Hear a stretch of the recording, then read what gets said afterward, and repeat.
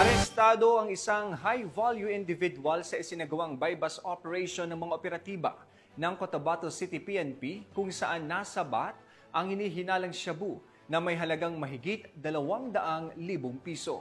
Patrolwoman Maria Senora Agbuya sa report.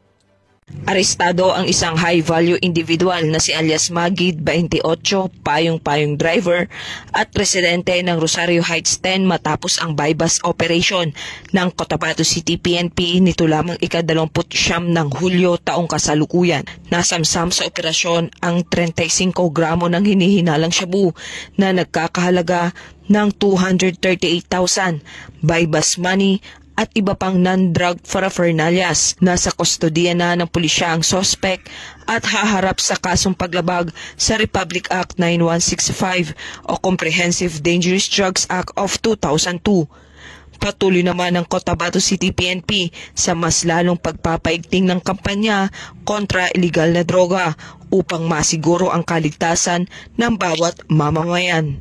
Mula rito sa rehiyon ng Bangsamoro, ako ang inyong Police News Network Correspondent, Patrolwoman Maria Senora Agbuya, alagad ng batas, tagataguyod ng Balitang Pulis.